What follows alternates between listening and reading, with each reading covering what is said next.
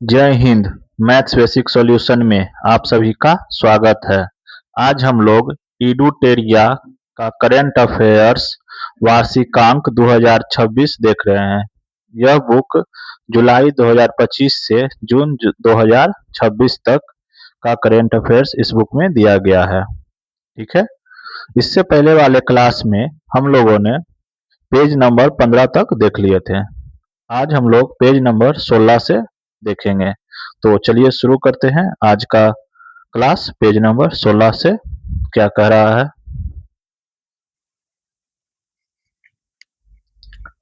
करा राष्ट्रीय परिवार स्वास्थ्य सर्वेक्षण NFHS-6 2023 से 24 महत्वपूर्ण आंकड़े। ठीक है।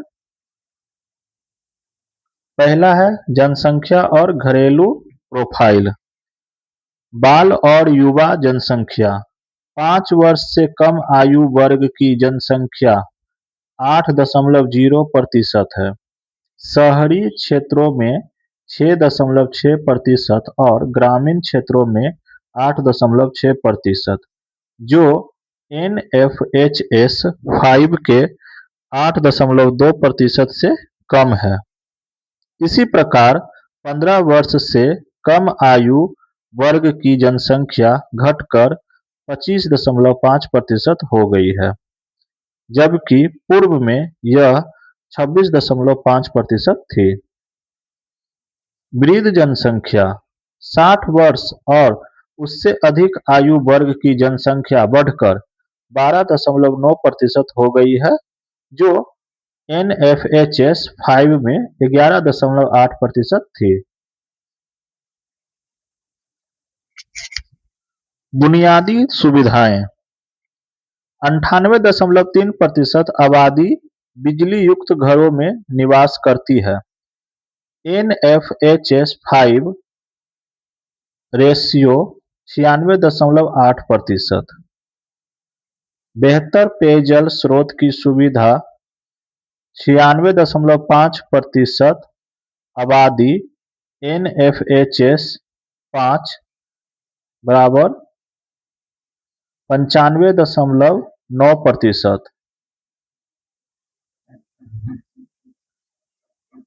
94.2% परिवार आयोडीन युक्त नमक का उपयोग करते हैं। NFHS-5 बराबर 94.3%। स्वास्थ्य बीमा कवरेज में उल्लेखनीय वृद्धि हुई है, जो NFHS-5 के 41.0% से बढ़कर 60.2% हो गया है। ग्रामीण क्षेत्रों 62.0% में यह कवरेज शहरी क्षेत्रों 56.4% कितना 56.4% की तुलना में अधिक है। वित्तीय समावेशन 98.2% परिवारों में कम से कम एक सदस्य के पास बैंक या पोस्ट ऑफिस खाता है। 18.8% परिवारों में महिलाओं के नाम पर अकेले या संयुक्त रूप से घर या जमीन है। दूसरा देखिए, शिक्षा और डिजिटल साक्षरता। स्कूली शिक्षा 6 वर्ष और उससे अधिक आयु की 73.7% महिलाएं कभी स्कूल गई है। शहरी क्षेत्रों में 84.3% और ग्रामीण क्षेत्रों में 69.2%। 15 से 49 आयु वर्ग में 10 या उससे अधिक वर्षों की स्कूली शिक्षा प्राप्त करने वाली महिलाओं का प्रतिशत 46.4% है, जबकि पुरुषों का प्रतिशत 54.6% है। Digital divide. इंटरनेट का उपयोग करने वाली महिलाओं की संख्या लगभग दोगुनी होकर 64.3% हो गई है, जबकि NFHS-5 में यह केवल 33.3% थे।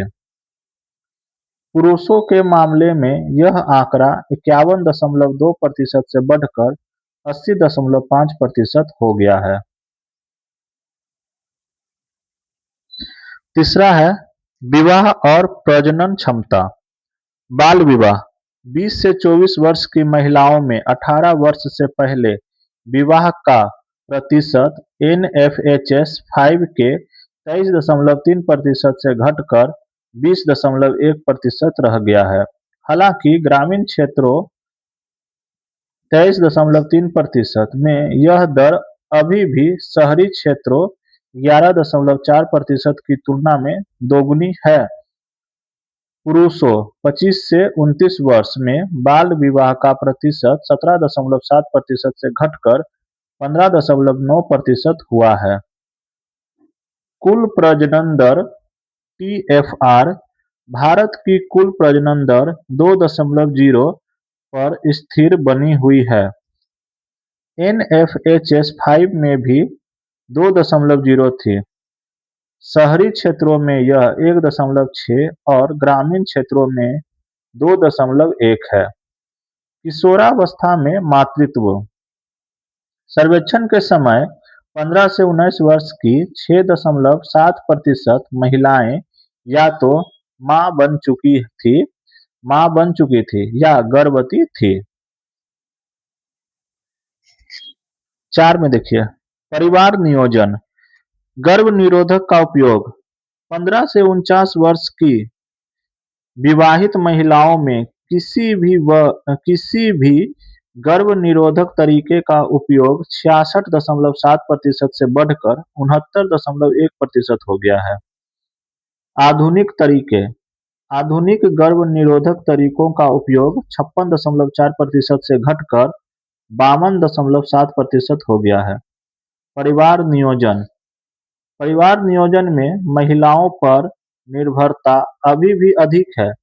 महिला नसबंदी का प्रतिशत 36.5% है, जबकि पुरुष नसबंदी केवल 0.5% है। परिवार नियोजन की अपूर्ण मांग 9.4% से घटकर 8.5% हो गई है।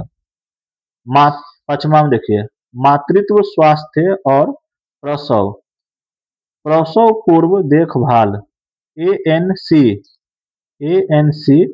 पहली तिमाही में ANC चेकअप कराने वाली माताओं का प्रतिशत 70.0% से बढ़कर 76.2% हो गया है। कम से कम 4 ANC विजिट का आंकड़ा 58.5% से बढ़कर 65.2% हो गया है। आयरन फोलिक एसिड IFA गर्भावस्था के दौरान 180 या उससे अधिक दिनों तक IFA का सेवन करने वाली माताओं का प्रतिशत 26.0% से बढ़कर 37.8% हो गया है। संस्थागत प्रसव 88.6% से बढ़कर 90.6% हो गए हैं।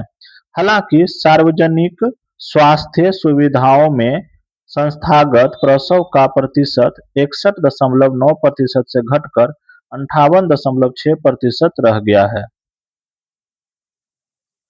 Caesarean delivery C section caesarean delivery का प्रतिशत 21.5% से बढ़कर 27.2% हो गया है। निजी अस्पतालों में यह दर बहुत अधिक 54.1% है, जबकि सार्वजनिक अस्पतालों में यह 16.9% है। छठा देखिए शिशु स्वास्थ्य और टीकाकरण पूर्ण टीकाकरण टीकाकरण कार्ड के आधार पर 12 से 23 महीने के बच्चों में पूर्ण टीकाकरण का कवरेज 83.8% से बढ़कर 87.1% हो गया है। टीकाकरण के स्रोत 95.6% बच्चों को उनका अधिकांश टीकाकरण सार्वजनिक स्वास्थ्य सुविधाओं में प्राप्त हुआ। रोटा वायरस टीकाकरण कवरेज 36.4% से बढ़कर 85.4% हो गया। अब देखिए 7 नंबर, बाल पोषण कुपोषण के मानक। स्तनपान, जन्म के 1 घंटे के भीतर स्तनपान का प्रतिशत 41.8% से बढ़कर 50.1% हो गया है। हालांकि 6 महीने तक विशेष स्तनपान का प्रतिशत 63.7% से गिरकर 55.8% हो गया है, जो चिंता का विषय है। पर्याप्त आहार, 6 से 23 महीने के केवल 15.3% बच्चों को ही पर्याप्त आहार मिलता है। NFHS 5 में यह 11.0% था। स्टंटिंग, स्टंटिंग उम्र के अनुसार कम ऊंचाई, यह 35.5% से घटकर 29.3% हो गया है। कुपोषण के मोर्चे पर एक महत्वपूर्ण सकारात्मक उपलब्धि। वेस्टिंग, ऊंचाई के अनुसार कम वजन, यह लगभग स्थिर है, जो पहले 19.3% था और अब 19.0% है। अंडरवेट, उम्र के अनुसार कम वजन, यह 32.1% से थोड़ा कम होकर 31.8% रह गया है। अब है 8 नंबर, वयस्क पोषण और गैर संचारी रोग। NCDs, अल्प पोषण, कम BMI,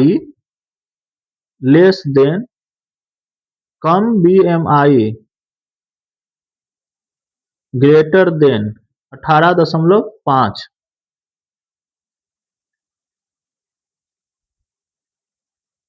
18.5 से कम है BMI, है ना, अल्प पोषण।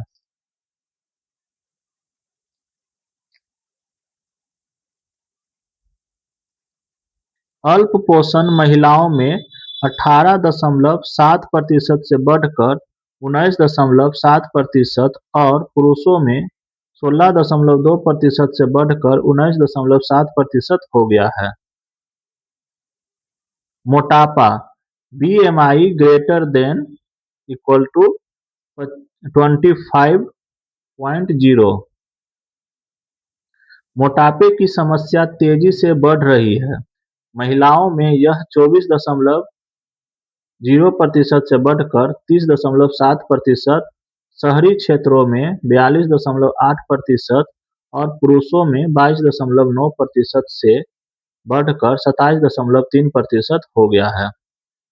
रक्त शर्करा, मधुमेह, उच्च या बहुत उच्च रक्त शर्करा स्तर महिलाओं में 17.8% और पुरुषों में 20.9% पाया गया है। उच्च रक्तचाप यानी हाइपरटेंशन, उच्च रक्तचाप से पीड़ित महिलाओं का प्रतिशत 19.4% और पुरुषों का 22.1% है।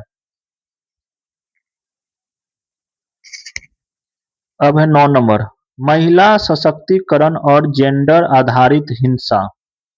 89.0% विवाहित महिलाएं 3 प्रमुख घरेलू निर्णयों में भाग लेती है। खुद के बैंक खाते का उपयोग करने वाली महिलाओं का प्रतिशत 78.6% से बढ़कर 89.0% हो गया है। खुद के मोबाइल फोन का उपयोग करने वाली महिलाओं का प्रतिशत 53.9% से बढ़कर 63.6% हो गया है। मासिक धर्म स्वच्छता, 15 से 24 वर्ष की 79.2% महिलाएं मासिक धर्म के दौरान स्वच्छता के सुरक्षित तरीकों का उपयोग करती है। घरेलू हिंसा जीवन साथी द्वारा, वैवाहिक हिंसा का अनुभव करने वाली महिलाओं 18 से 49 वर्ष का प्रतिशत 29.2% से घटकर 22.3% रह गया है। अब है 10 नंबर। तंबाकू और शराब का सेवन। तंबाकू तंबाकू का सेवन करने वाली महिलाएं 8.4% है, पूर्व में 8.9% और पुरुष 36.3% है, पूर्व में 38.0%। शराब शराब का सेवन करने वाली महिलाएं 1.1% और पुरुष 18.9% है। अब है बजट 2026 से 27। माघ पूर्णिमा और गुरु रविदास की जयंती के पावन अवसर पर वित्त मंत्री निर्मला सीतारमण ने 1 फरवरी 2026 को संसद में केंद्रीय बजट 2026 से 27 प्रस्तुत किया। केंद्रीय बजट 2026 से 27 का विषय युवा शक्ति संचालित बजट है। विकसित भारत के विजन के लिए 3 मार्गदर्शक सिद्धांत कौन-कौन देखिए। पहला, दुविधा के बजाय कार्रवाई। दूसरा, लोक लुभावनवाद से ऊपर लोग। लोक लुभावनवाद से ऊपर लोग। तीसरा, बयानबाजी के बजाय सुधार। इस बजट में विकास और प्रगति के जिन स्तंभों की पहचान की गई है, कौन-कौन है? 6 गो है देखिए। पहला है सतत आर्थिक विकास। दूसरा, विकास की नींव को सुदृढ़ करना। तीसरा, जन केंद्रित विकास। चौथा, विश्वास आधारित शासन। पांचवा, व्यापार करने में सुगमता और जीवन जीने में सुगमता। छठा, राजकोषीय मामले। कुल 53.5 लाख करोड़।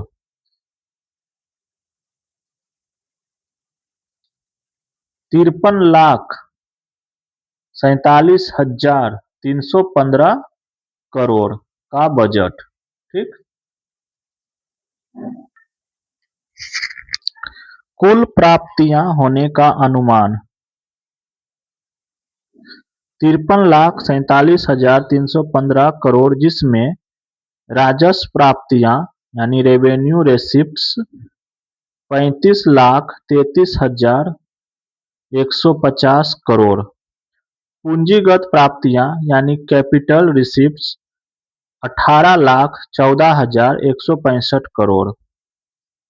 कुल खर्च होने का अनुमान 53,47,315 करोड़, जिसमें राजस्व खर्च यानी रेवेन्यू एक्सपेंडिचर 41,25,494 करोड़। पूंजीगत खर्च यानी कैपिटल एक्सपेंडिचर 12,21,821 करोड़।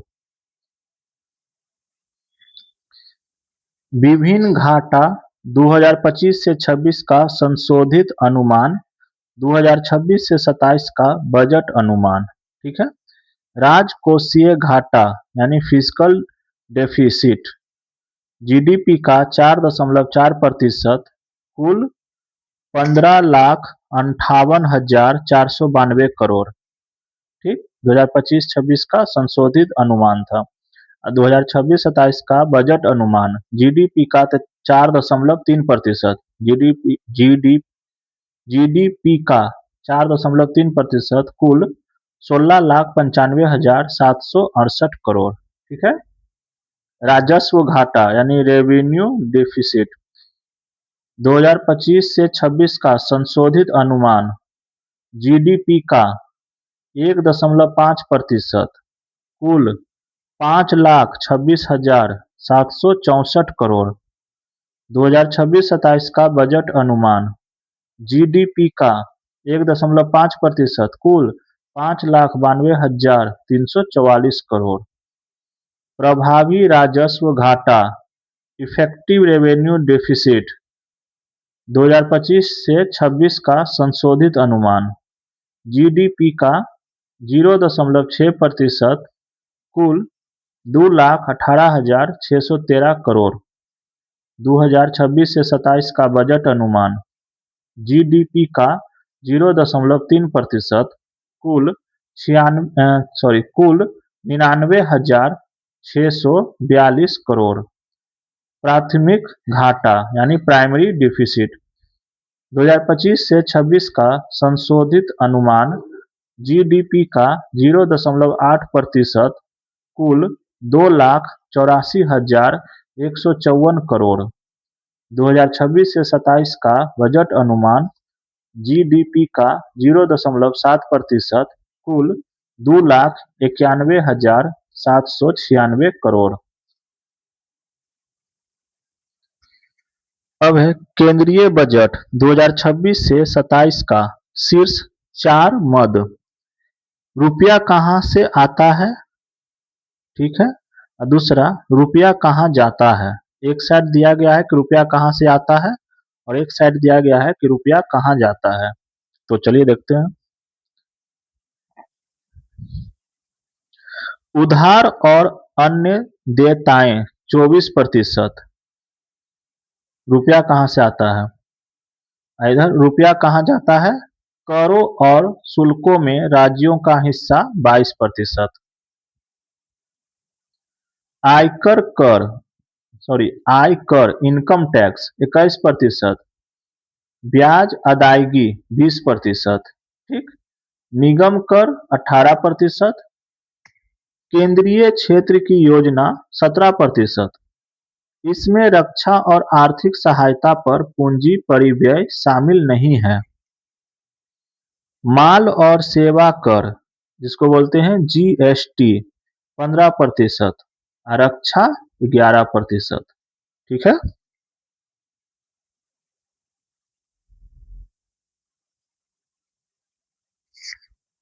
अब है बजट भाषण खंड ए। सरकार का संकल्प हमारे गरीब, वंचित और पिछड़े वर्गों पर ध्यान केंद्रित करना है। इस संकल्प को पूरा करने के लिए 3 व्यापक कर्तव्य प्रस्तुत किए गए हैं। पहला कर्तव्य आर्थिक विकास को गति देना और उसे बनाए रखना। दूसरा कर्तव्य हमारे लोगों की आकांक्षाओं को पूरा करना। तीसरा कर्तव्य सबका साथ सबका विकास का विजन। पहला कर्तव्य आर्थिक विकास को तेज करना और बनाए रखना तथा 6 क्षेत्रों में पहलों का प्रस्ताव। पहला देखिए 7 रणनीतिक और फ्रंटियर क्षेत्रों में विनिर्माण को बढ़ावा देना। ठीक। बायोफार्मा शक्ति, ज्ञान प्रौद्योगिकी और नवाचार के जरिए स्वास्थ्य सेवा में सुधार की रणनीति की घोषणा की गई है। भारत को वैश्विक बायोफार्मा विनिर्माण केंद्र के रूप में विकसित करने के उद्देश्य से अगले 5 वर्ष के लिए 10,000 करोड़ रुपए के आवंटन का प्रस्ताव है। ठीक। बायोफार्मा केंद्रित नेटवर्क के अंतर्गत 3 नए राष्ट्रीय औषधि शिक्षा और अनुसंधान संस्थान NIPER स्थापित किए जाएंगे और देश में 1,000 से अधिक मान्यता प्राप्त इंडिया क्लिनिकल ट्रायल्स केंद्रों का एक सुदृढ़ नेटवर्क तैयार किया जाएगा।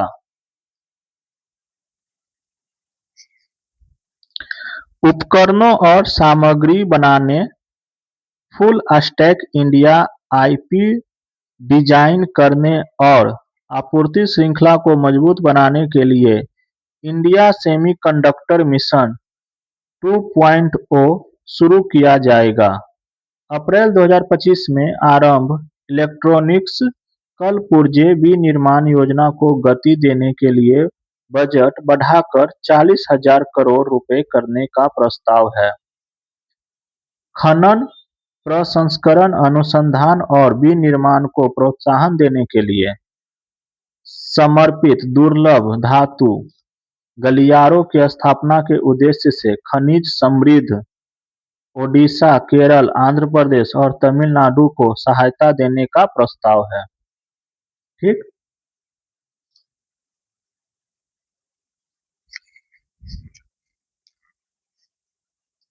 घरेलू रसायन उत्पादन बढ़ाने और आयात पर निर्भरता घटाने के लिए क्लस्टर आधारित बनाओ और चलाओ मॉडल के आधार पर 3 समर्पित केमिकल पार्क स्थापित करने की योजना लाई जाएगी। पूंजी समान क्षमता मजबूत करना। पूंजी समान क्षमता मजबूत करना। डिजिटल सेवा ब्यूरो। डिजिटल रूप से सूक्ष्म स्वचालित सर्विस ब्यूरो के रूप में 2 स्थानों सीपीएसई द्वारा हाईटेक टूल रूप स्थापित किए जाएंगे। ये स्थानीय स्तर पर उच्च गुणवत्ता के कलपुर्जों का बड़े पैमाने पर और कम लागत से डिजाइन, परीक्षण और विनिर्माण करेंगे। ठीक। विनिर्माण सुदृढ़ीकरण। उच्च मूल्य और प्रौद्योगिकी के लिहाज से उन्नत सीआईई के घरेलू विनिर्माण को मजबूत करने के लिए निर्माण संवर्धन और अवसंरचना उपकरण योजना सीआईई शुरू की जाएगी। ठीक। कंटेनर विनिर्माण। 5 वर्ष की अवधि में 10,000 करोड़ रुपए के बजट आवंटन के साथ कंटेनर विनिर्माण योजना लाने का प्रस्ताव है। ठीक। वस्त्र क्षेत्र के लिए एकीकृत कार्यक्रम की घोषणा। राष्ट्रीय फाइबर योजना। रेशम, ऊन और जूट जैसे प्राकृतिक फाइबर, मानव निर्मित फाइबर और नए जमाने के फाइबर में आत्मनिर्भरता के लिए राष्ट्रीय फाइबर योजना लाई जाएगी। तकनीकी एवं क्लस्टर सहायता। मशीनरी, प्रौद्योगिकी उन्नयन और साझा परीक्षण तथा प्रमाणन केंद्रों के लिए पूंजी सहायता के साथ आधुनिक पारंपरिक क्लस्टरों के लिए वस्त्र विस्तार और रोजगार योजना शुरू की जाएगी। चैलेंज मोड में मेगा टेक्सटाइल पार्क स्थापित करने का प्रस्ताव। खादी, हथकरघा और हस्तशिल्प की मजबूती के लिए महात्मा गांधी ग्राम स्वराज पहल शुरू करने का प्रस्ताव है। ग्रामीण विकास। इससे देश के बुनकरों, ग्राम उद्योगों, एक जिला एक उत्पाद पहल और ग्रामीण युवाओं को लाभ होगा। ठीक है। अब वैश्विक पहुंच। इससे वैश्विक बाजार संपर्क, ब्रांडिंग करने में मदद मिलेगी और प्रशिक्षण कौशल, गुणवत्ता और उत्पादन को समर्थन मिलेगा। ठीक है। विरासत के औद्योगिक क्षेत्रों का कायाकल्प करना। अवसंरचना और प्रौद्योगिकी उन्नयन के जरिए लागत प्रतिस्पर्धा और दक्षता में सुधार के लिए 200 लीगेसी औद्योगिक समूहों के पुनरुद्धार की योजना लाने का प्रस्ताव है। तीसरा, चैंपियन एमएसएमई बनाना और सूक्ष्म उद्यमियों को समर्थन। एमएसएमई को चैंपियन के रूप में विकसित करने में सहायता के लिए त्रिस्तरीय दृष्टिकोण के अंतर्गत 10,000 करोड़ रुपए के आवंटन के साथ एमएसएमई ग्रोथ फंड शुरू करने का प्रस्ताव। आत्मनिर्भर भारत फंड को समर्थन।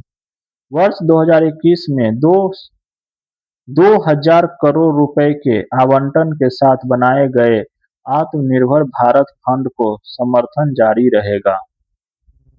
कॉर्पोरेट कॉर्पोरेट मित्र कैडर का विकास, विशेष रूप से टियर 2 और टियर 3 शहरों में कॉर्पोरेट मित्र कैडर विकसित करने के लिए आईसीएई, आईसीएसई, आईसीएसआई, आईसीएमएआई जैसे व्यावसायिक शिक्षा संस्थानों को सुविधा उपलब्ध कराई जाएगी।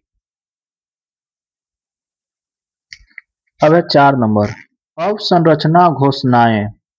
सार्वजनिक पूंजीगत व्यय, वित्त वर्ष 2026 से 27 में सार्वजनिक पूंजीगत व्यय बढ़ाकर 12.2 लाख करोड़ करने का प्रस्ताव है।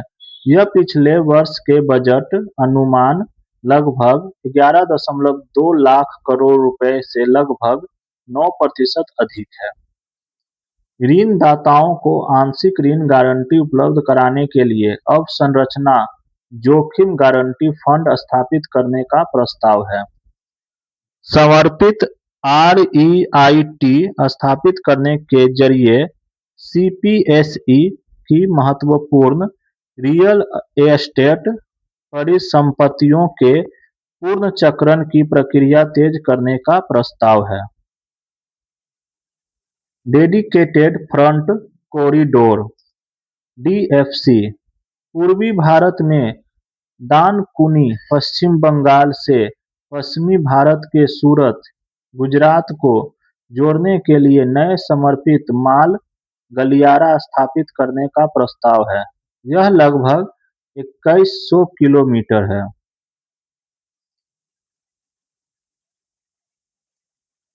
राष्ट्रीय जल मार्ग, अगले 5 वर्षों में 20 नए राष्ट्रीय जल मार्ग शुरू किए जाएंगे।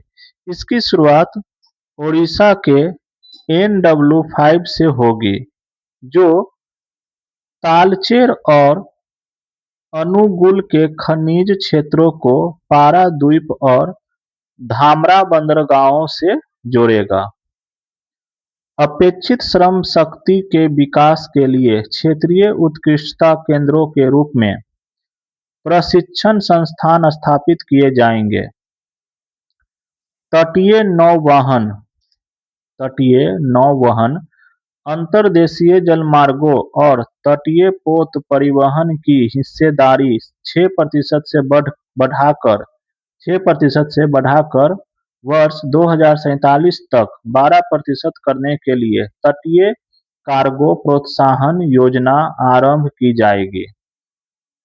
अब है सी प्लेन योजना, दूरस्थ क्षेत्रों में संपर्क और पर्यटन को बढ़ावा देने के लिए सी प्लेन VGF यानी विएबिलिटी गैप फंडिंग योजना शुरू की जाएगी। साथ ही सी प्लेन के स्वदेशी निर्माण को प्रोत्साहित किया जाएगा।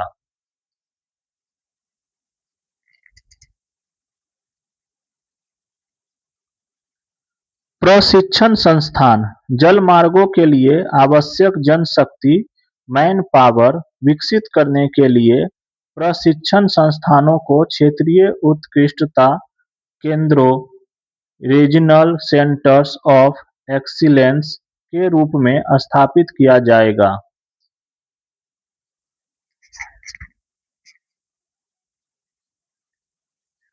अब देखिए 5वां, दीर्घावधि ऊर्जा सुरक्षा और स्थिरता सुनिश्चित करना, कार्बन टैक्स उपयोग और भंडारण CCUS, कार्बन टैक्स उपयोग और भंडारण CCUS प्रौद्योगिकियों के विकास लिए अगले 5 वर्ष की अवधि हेतु 20,000 करोड़ रुपए आवंटित करने की घोषणा की गई है। 6, शहर आर्थिक क्षेत्रों का विकास, प्रत्येक शहर आर्थिक क्षेत्र CER के विकास के लिए 5 वर्षों की अवधि हेतु 5,000 करोड़ रुपए के आवंटन का प्रस्ताव है। पर्यावरण अनुकूल टिकाऊ यात्री प्रणाली को प्रोत्साहन देने के लिए 7 हाई स्पीड रेल कॉरिडोर विकसित किए जाएंगे। ठीक। मुंबई पुणे, पुणे हैदराबाद, हैदराबाद बेंगलुरु, हैदराबाद चेन्नई, चेन्नई बेंगलुरु, दिल्ली वाराणसी, वाराणसी सिलीगुड़ी के बीच। ठीक है। वित्तीय स्थिरता, समावेशी विकास और उपभोक्ता सुरक्षा सुनिश्चित करते हुए बैंकिंग क्षेत्र की व्यापक समीक्षा के लिए विकसित भारत के लिए बैंकिंग विषय पर एक उच्च स्तरीय समिति गठित करने का प्रस्ताव है। पावर फाइनेंस कॉर्पोरेशन (पीएफसी) और ग्रामीण विद्युतीकरण निगम (आरईसी) के पुनर्गठन का प्रस्ताव है। ठीक। विदेशी निवेश नियमों में सुधार।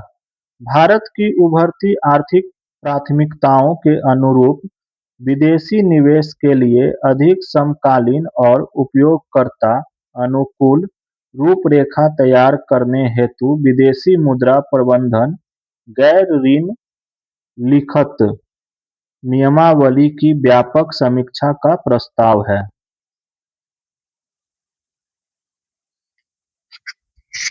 म्यूनिसिपल बॉन्ड के लिए प्रोत्साहन योजना।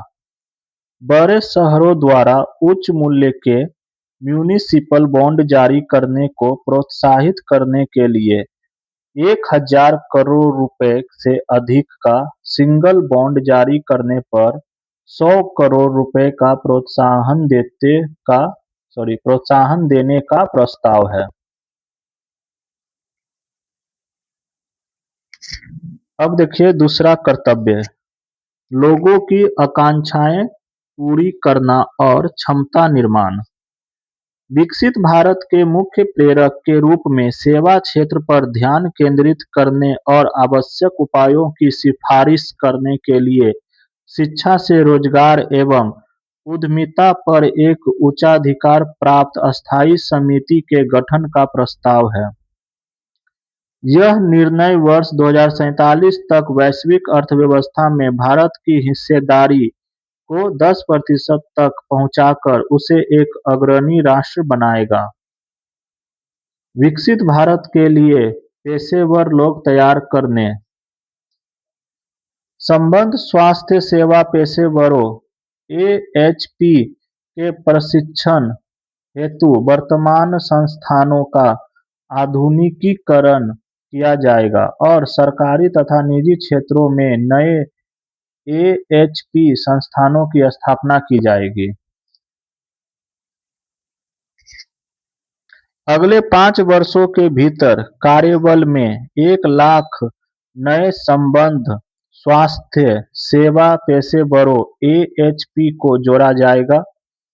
वृद्धों की स्वास्थ्य देखभाल और उससे जुड़ी सेवाओं को समाहित करते हुए सशक्त देखभाल परिवेश तैयार किया जाएगा। अगले कुछ वर्षों में 1.5 लाख देखभाल सेवा प्रदाताओं को प्रशिक्षित किया जाएगा।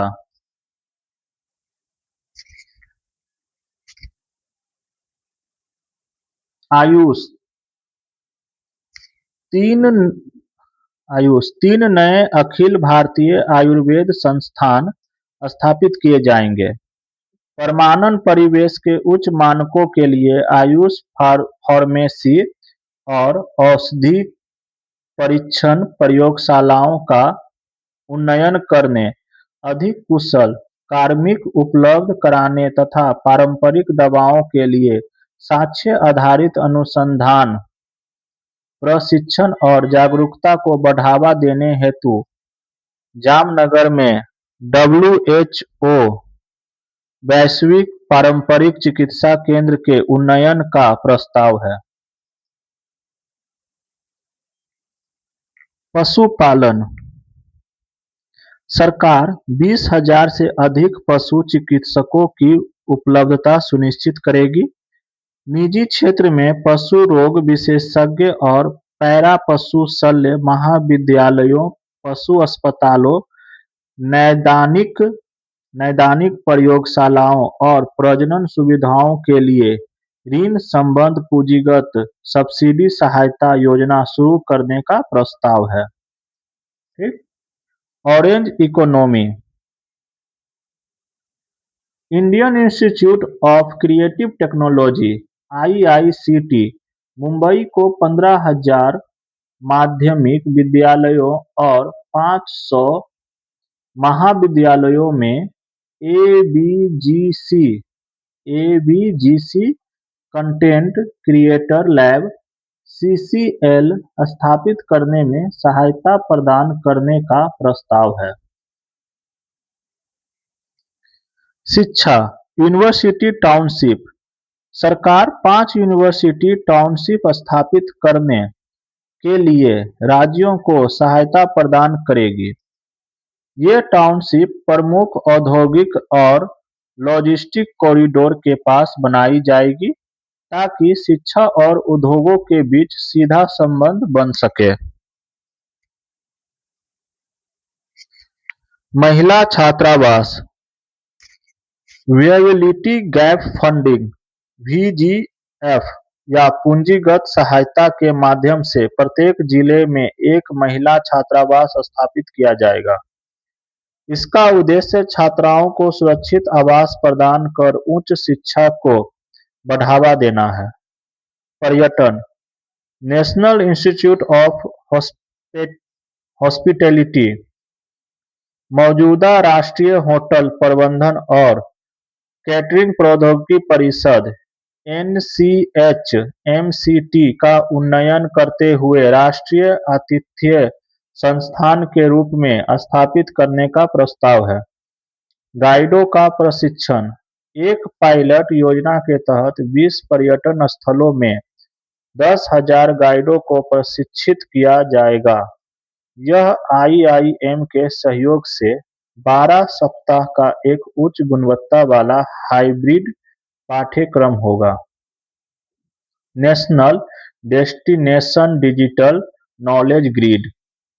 सांस्कृतिक, आध्यात्मिक और विरासत महत्व वाले सभी स्थानों के डिजिटल दस्तावेज तैयार करने के लिए एक national destination digital knowledge grid की स्थापना की जाएगी।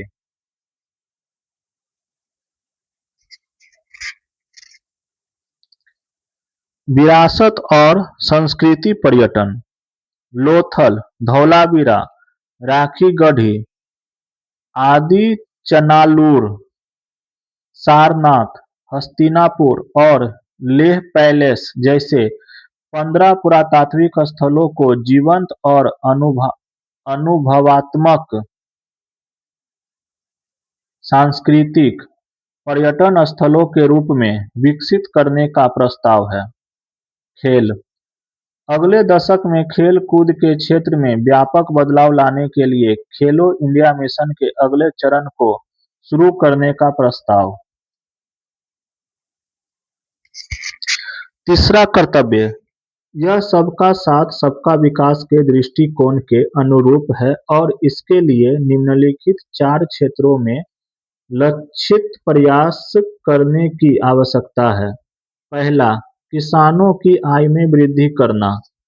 किसानों की आय बढ़ाने के लिए मत्स्य पालन, 500 जलाशयों और अमृत सरोवरों के एकीकृत विकास, पशुपालन तथा उच्च मूल्य वाली कृषि को प्रोत्साहन दिया जाएगा। एक, उच्च मूल्य वाली कृषि। सरकार उच्च मूल्य वाली फसलों की खेती को समर्थन देगी, जैसे तटीय इलाकों में नारियल, चंदन, कोको और काजू जैसे उच्च मूल्य वाली फसलों के लिए सहायता प्रदान की जाएगी। सहायता प्रदान की जाएगी।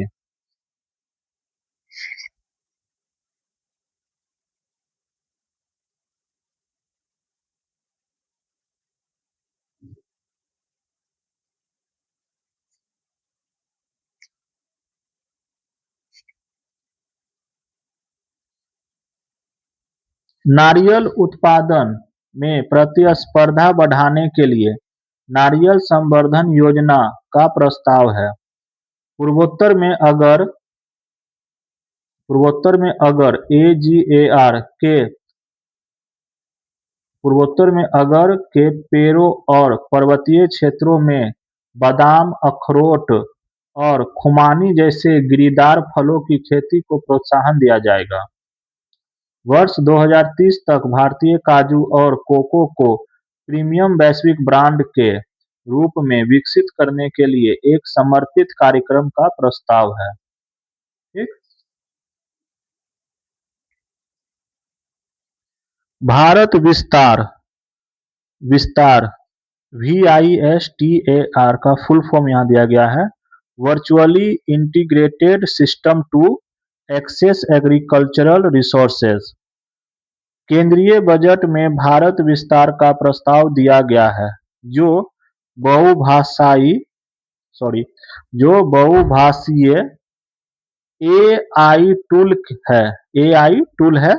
इसे एआई प्रणाली सहित कृषि संबंधी प्रणालियों के लिए ICAR पैकेज के साथ एग्रीस्टैक पोर्टल के रूप में एकीकृत किया गया है।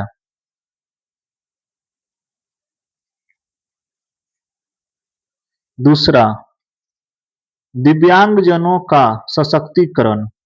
दिव्यांगजनों के लिए दिव्यांगजन कौशल योजना शुरू की गई है, जो आईटी, एवीजीसी, हॉस्पिटैलिटी तथा खाद्य एवं पेय क्षेत्रों में कार्य उन्मुख और प्रक्रिया संचालित भूमिकाएं के अवसर प्रदान करेगी। तीसरा, मानसिक स्वास्थ्य और ट्रॉमा केयर के लिए प्रतिबद्धता। उत्तर भारत में मानसिक स्वास्थ्य सेवाओं के लिए निमहंस दूसरा की स्थापना की जाएगी। रांची और तेजपुर में स्थित वर्तमान मानसिक स्वास्थ्य संस्थानों को क्षेत्रीय शीर्ष संस्थानों के रूप में उन्नत किया जाएगा। चौथा देखिए, पूर्वोदय राज्यों और उत्तर पूर्व क्षेत्र पर ध्यान। दुर्गापुर में बेहतर संपर्क नोड के साथ एकीकृत पूर्वी तट औद्योगिक गलियारे का विकास। 5 पूर्वोत्तर राज्यों में 5 पर्यटन स्थलों का निर्माण और 4000 ई-बसों के संचालन का प्रस्ताव किया गया है। अरुणाचल प्रदेश, सिक्किम, असम, मणिपुर, मिजोरम और त्रिपुरा में बौद्ध सर्किट के विकास के लिए नई योजना का प्रस्ताव है। 16वां वित्त आयोग। सरकार ने 16वें वित्त आयोग की सिफारिशों के अनुरूप वित्त वर्ष 2026 से 2027 के लिए राज्यों को वित्त आयोग अनुदान के रूप में 1.4 लाख करोड़ रुपए आवंटित किए हैं। अब है बजट भाषण खंड बी। प्रत्यक्ष कर। नया आयकर अधिनियम। नया आयकर अधिनियम 2025 दिनांक 1 अप्रैल 2026 से प्रभावी हो जाएगा। सरलीकृत आयकर नियमावली और प्रपत्रों को शीघ्र ही अधिसूचित कर दिया जाएगा। नए फॉर्म को इस तरह से डिजाइन किया गया है ताकि आम नागरिक आसानी से उसका अनुपालन कर सके। जीवन जीने की सुगमता। किसी साधारण व्यक्ति को मोटर दुर्घटना दावा अधिकरण MACT द्वारा अधिनिर्णीत ब्याज की आय पर आयकर से छूट दी जाएगी और इस मद में स्रोत पर कर नहीं काटा जाएगा। ठीक है।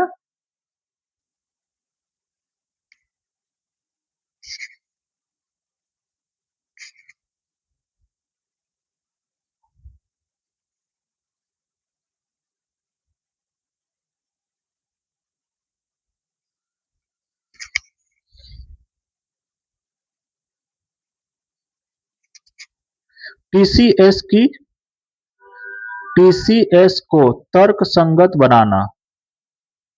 ठीक। विदेश यात्रा कार्यक्रम पैकेज की बिक्री पर टीसीएस दर को बिना किसी राशि निर्धारण के मौजूदा 5% और 20% से कम करके 2% करने का प्रस्ताव है। सरलीकृत टीडीएस योजना। मानव श्रम आपूर्ति के लिए सरलीकृत टीडीएस प्रावधानों से श्रम गहन कारोबारियों को लाभ होगा। छोटे करदाताओं के लिए नई व्यवस्था। इसमें नियम आधारित स्वचालित प्रक्रिया से कर निर्धारण अधिकारी के समक्ष आवेदन दाखिल करने के स्थान पर कम अथवा शून्य कटौती प्रमाण पत्र करना संभव हो सकेगा।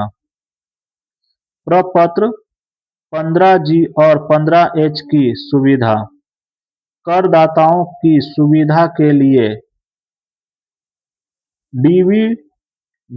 डिविडेंड और निवेश से संबंधित प्रपत्र 15G अथवा प्रपत्र 15H स्वीकार करने के लिए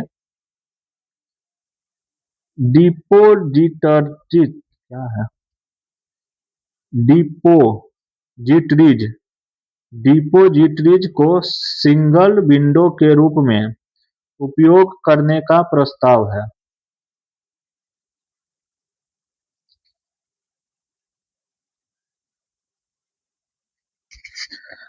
संशोधित रिटर्न की समय सीमा।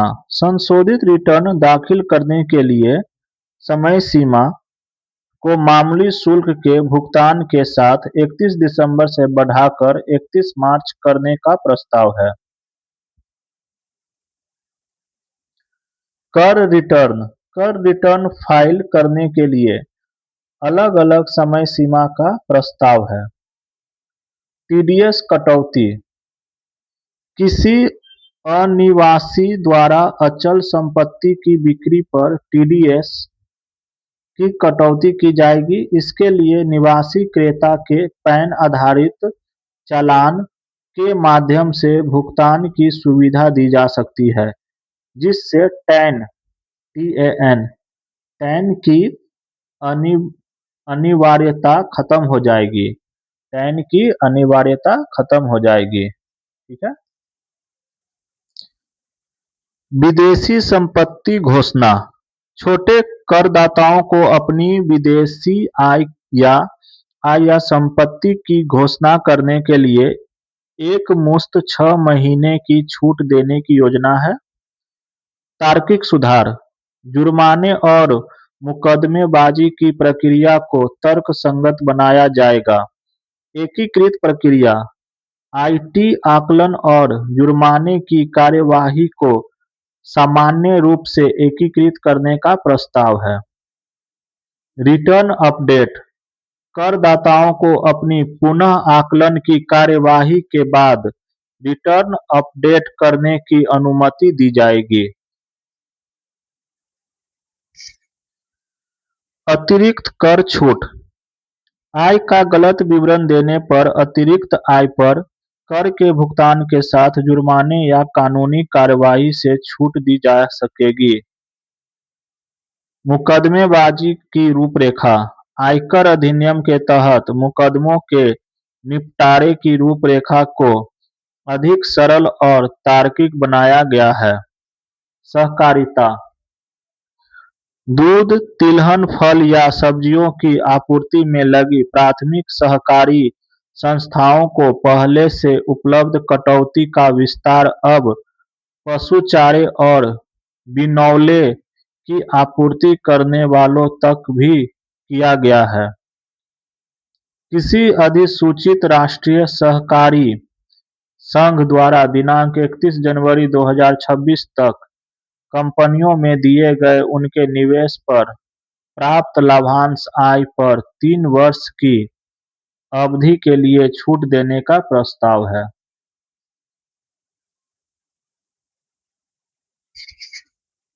भारत के विकास इंजन के रूप में आईटी क्षेत्र को सहायता।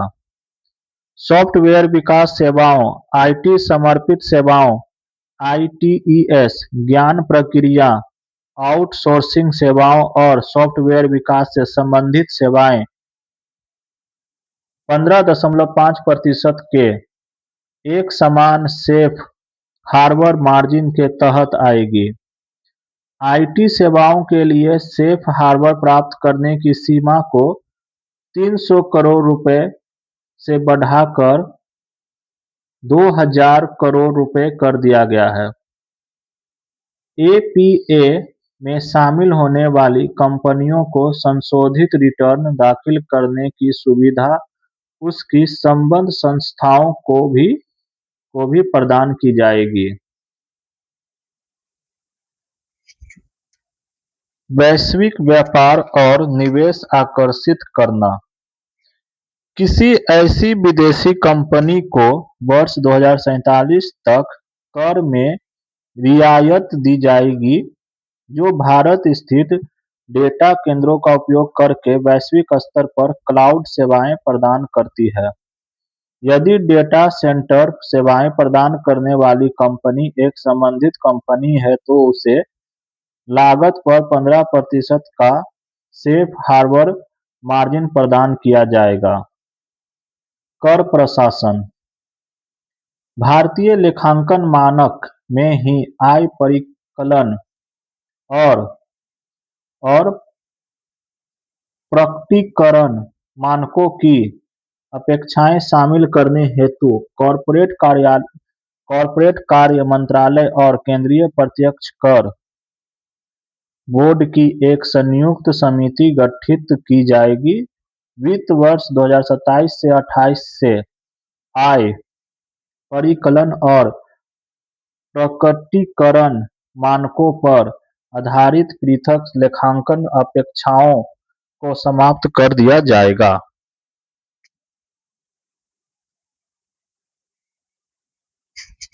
अन्य कर प्रस्ताव। बाई बैक के कराधान में परिवर्तन इसलिए लाया गया है ताकि प्रवर्तकों द्वारा बाई बैक मार्ग के अनुचित उपयोग को रोका जा सके। अब बाई बैक को कॉर्पोरेट प्रवर्तकों के लिए 22% और गैर कॉर्पोरेट प्रवर्तकों के लिए 30% की प्रभावी दर से कैपिटल गेन्स के रूप में कर योग्य बनाया जाएगा। अल्कोहल युक्त शराब, स्क्रैप और खनिजों के विक्रेताओं के लिए टीसीएस की दरों में तर्कसंगत बनाते हुए 2% किया जाएगा। साथ ही तेंदू के पत्तों पर टीसीएस की दर को 5% से घटाकर 2% किया जाएगा।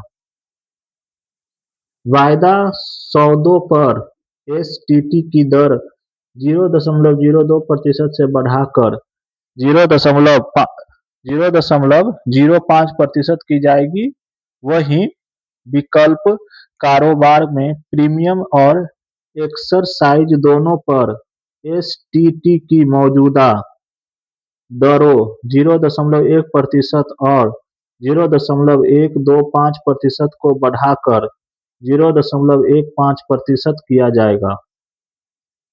मैट को अंतिम कर बनाए जाने का प्रस्ताव है, इसलिए 1 अप्रैल 2026 से कोई नया मैट क्रेडिट संचय नहीं होगा।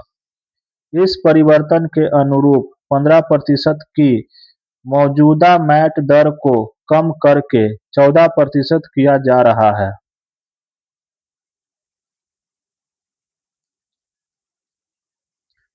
अप्रत्यक्ष कर। शुल्क सरलीकरण। समुद्री चमड़ा और वस्त्र उत्पाद। निर्यात हेतु सी फूड उत्पादों के प्रसंस्करण में उपयोग किए जाने वाले विशिष्ट घटकों के लिए शुल्क मुक्त निर्यात की सीमा को एफओबी वैल्यू के मौजूदा 1% से बढ़ाकर 3% किया जाएगा। चमड़ा अथवा सिंथेटिक फुटवियर के निर्यात के लिए उपलब्ध शुल्क मुक्त आयात की सुविधा उसके निर्माण में प्रयुक्त होने वाले विशिष्ट सहायक उत्पादों के लिए भी अनुमति होगी। ऊर्जा संक्रमण एवं सुरक्षा। बैटरी निर्माण के लिए लिथियम आयन सेलों के उत्पादन हेतु उपयोग में आने वाली पूंजीगत सामग्रियों के आयात पर मूलभूत सीमा शुल्क से छूट प्रदान की जाएगी। सोलर ग्लास के निर्माण में इस्तेमाल हेतु सोडियम एंटीमोनेट के आयात पर मूलभूत सीमा शुल्क से छूट मिलेगी। Nuclear power. न्यूक्लियर पावर परियोजनाओं के लिए आवश्यक सामग्रियों के आयात पर लगने वाले मूलभूत सीमा शुल्क की छूट को वर्ष 2035 तक बढ़ा दिया गया है। महत्वपूर्ण खनिज। महत्वपूर्ण खनिजों के प्रसंस्करण के लिए आवश्यक पूंजीगत सामग्रियों के आयात पर लगने वाले मूलभूत सीमा शुल्क में छूट प्रदान की जाएगी। बायोगैस मिश्रित (सीएनजी). बायोगैस मिश्रित सीएनजी पर केंद्रीय उत्पाद शुल्क के भुगतान के समय उसमें मिश्रित बायोगैस के मूल्य पर शुल्क नहीं लिया जाएगा।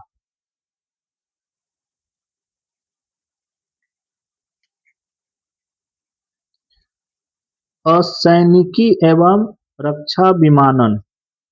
असैनिकी प्रशिक्षण एवं अन्य विमानों के निर्माण के लिए आवश्यक कलपुर्जों पर मूलभूत सीमा शुल्क में छूट दी जाएगी। रक्षा क्षेत्र की इकाइयों द्वारा रखरखाव, मरम्मत अथवा अन्य आवश्यकताओं में इस्तेमाल किए जाने वाले विमान के पुर्जों के निर्माण हेतु आयात किए जाने वाले कच्चे माल पर मूलभूत सीमा शुल्क में छूट दी जाएगी। इलेक्ट्रॉनिक्स। माइक्रोवेव ओवन के निर्माण में इस्तेमाल किए जाने वाले विशेष पुर्जों पर मूलभूत सीमा शुल्क में छूट दी जाएगी।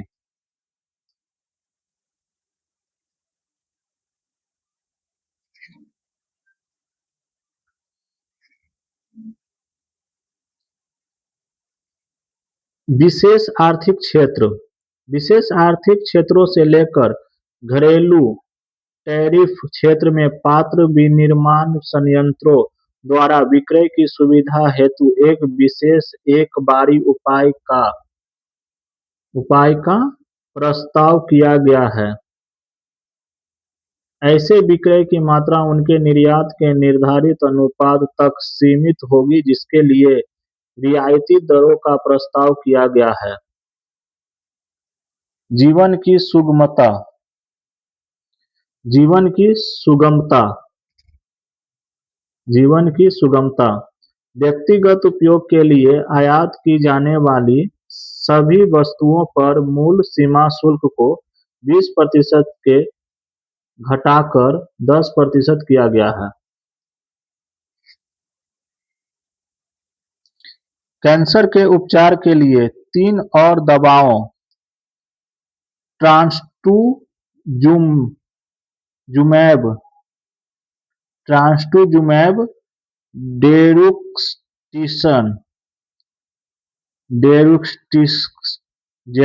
डेरुक्सिटिकैन, ओसिमेटिनिब एंड डुर्वालुम को सीमा शुल्क से पूरी तरह मुक्त कर दिया गया है।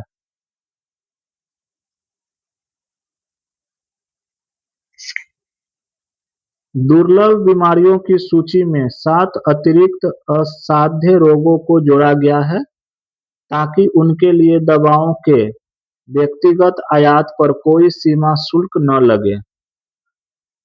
सीमा शुल्क सरलीकरण प्रक्रिया। सीमा शुल्क प्रक्रियाओं के सरलीकरण द्वारा वस्तुओं की आवाजाही को सुगम और त्वरित बनाया जाएगा और मानवीय हस्तक्षेप को न्यूनतम किया जाएगा।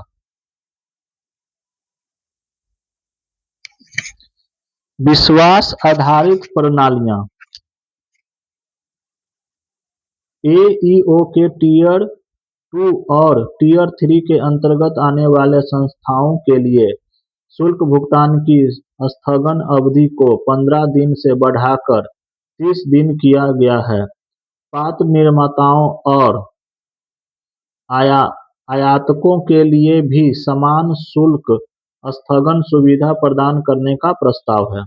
सीमा शुल्क के अग्रिम नियमों की वैधता अवधि को 3 वर्ष से बढ़ाकर 5 वर्ष किया गया है।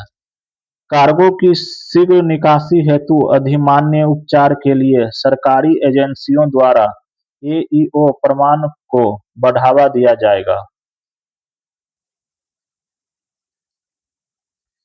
जिन वस्तुओं के आयात के लिए किसी विशेष अनुपालन की आवश्यकता नहीं है, उनके लिए विश्वस्त आयातकों द्वारा प्री-अराइवल बिल ऑफ एंट्री दाखिल करने पर माल के पहुंचते ही निकासी की औपचारिकताएं स्वतः पूरी हो जाएंगी। सीमा शुल्क भंडारण को अब स्व-घोषणा, इलेक्ट्रॉनिक ट्रैकिंग और जोखिम आधारित लेखा परीक्षा के साथ एक भंडार संचालक केंद्रित प्रणाली में बदला जाएगा। व्यापार सुगमता। विभिन्न सरकारी एजेंसियों से कार्गो समाशोधन की मंजूरी प्रक्रिया को इस वित्त वर्ष के अंत तक एकीकृत डिजिटल विंडो के माध्यम से सुगम बनाया जाएगा। खाद्य, औषधियों, पौधों, पशुओं और अन्य वन्य जीव उत्पादों की समाशोधन प्रक्रिया जो प्रतिबंधित कार्गो का 70% हिस्सा है, को अप्रैल 2026 तक पूरी तरह संचालित कर दिया जाएगा। जिन वस्तुओं के लिए किसी विशेष अनुपालन की आवश्यकता नहीं है, उन्हें आयातक द्वारा ऑनलाइन पंजीकरण पूरा करते ही तत्काल समाशोधित किया जाएगा। सभी सीमा शुल्क प्रक्रियाओं के लिए एकल, एकीकृत और मापनीय प्लेटफॉर्म के रूप में सीमा शुल्क एकीकृत प्रणाली अगले 2 वर्षों में शुरू की जाएगी। सभी प्रमुख पत्तनों पर कंटेनरों की जांच के उद्देश्य से गैर सन्निविष्ट स्कैनिंग और उन्नत इमेजिंग तथा जोखिम मूल्यांकन के लिए एआई प्रौद्योगिकी का उपयोग चरणबद्ध तरीके से किया जाएगा। निर्यात के अवसर। विशेष आर्थिक क्षेत्र एसईजेड अथवा गहरे समुद्र में भारतीय नौकाओं द्वारा पकड़ी गई मछली को शुल्क मुक्त किया जाएगा। विदेशी बंदरगाहों पर ऐसी मछली उतारने को निर्यात वस्तु के रूप में माना जाएगा।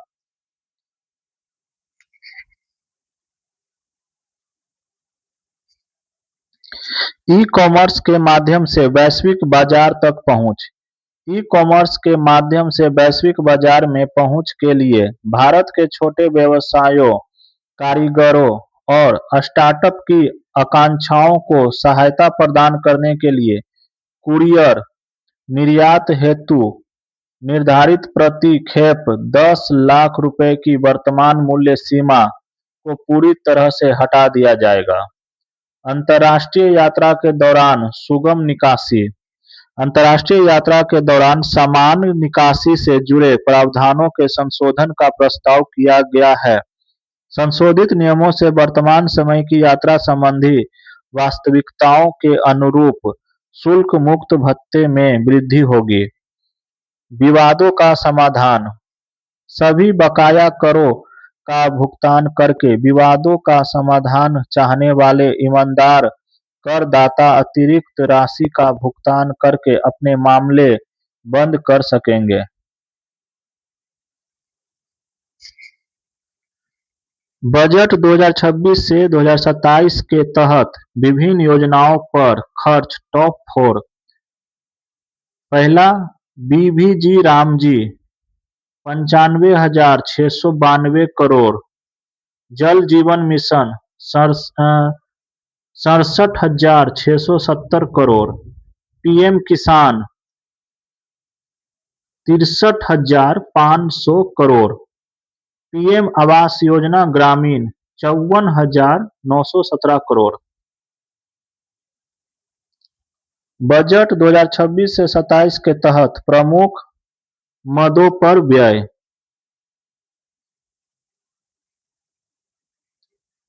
परिवहन 5,98,520 करोड़। रक्षा 5,94,585 करोड़। ग्रामीण विकास 2,73,108 करोड़। गृह मामले 2,55,234 करोड़। कृषि और संबद्ध गतिविधियां 1,62,671 करोड़। बजट 2026 से 2027 के तहत विभिन्न मंत्रालयों को आवंटित किया गया व्यय। रक्षा मंत्रालय 7,84,678 करोड़। सड़क एवं परिवहन राजमार्ग मंत्रालय 3,09,575 करोड़। रेलवे मंत्रालय 2,81,377 करोड़।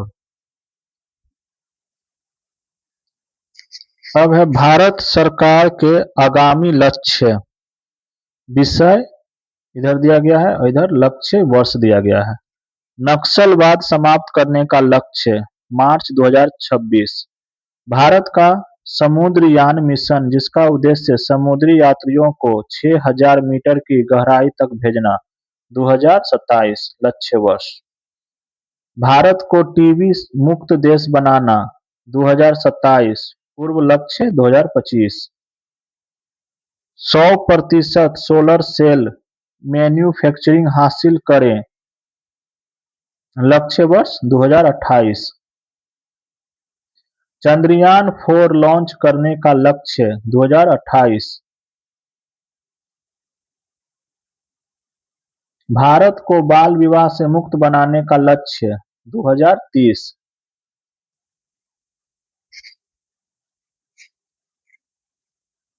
भारत को $1 ट्रिलियन की डिजिटल अर्थव्यवस्था बनाना लक्ष्य वर्ष 2030। 300 मीट्रिक टन इस्पात क्षमता हासिल करने का लक्ष्य 2030। 100 मीट्रिक टन कोयला गैसीकरण प्राप्त करने का लक्ष्य 2030। 500 गीगावाट अक्षय ऊर्जा प्राप्त करने का लक्ष्य 2030। 280 गीगावाट सौर ऊर्जा प्राप्त करने का लक्ष्य 2030। कपड़ा निर्यात को 3 गुना तक बढ़ाने का लक्ष्य 2030।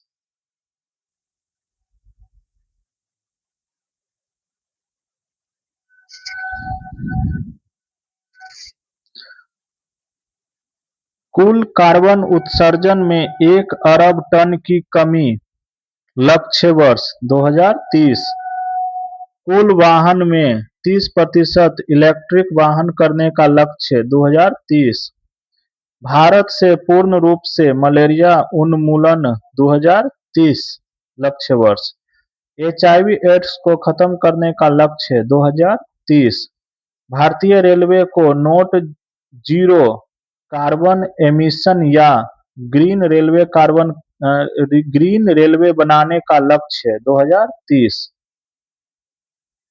भारत का अपना अंतरिक्ष स्टेशन स्थापित करने का लक्ष्य 2035।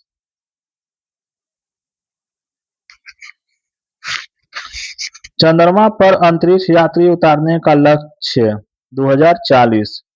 भारत की परमाणु ऊर्जा क्षमता को 1 लाख मेगावाट तक बढ़ाने का लक्ष्य 2047।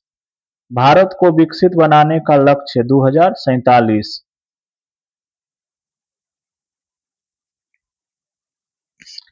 हाइड्रोफ्लोरोकार्बन (HFC) के उपयोग को 80% तक कम करने का लक्ष्य 2047।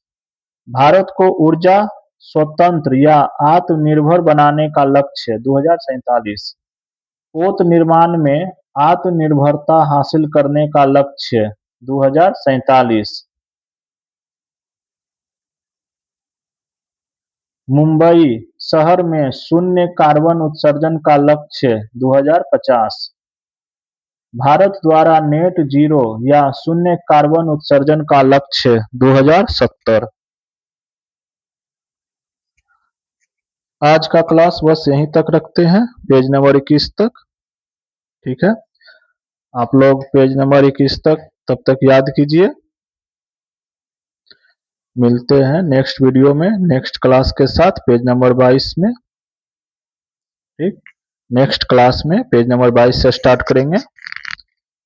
अगर आप लोग को चैनल ये क्लास अच्छा लगा हो तो चैनल को लाइक कीजिए, शेयर कीजिए, सब्सक्राइब कीजिए। ठीक है, मिलते हैं नेक्स्ट वीडियो में नेक्स्ट क्लास के साथ। तब तक के लिए जय हिंद, जय भारत।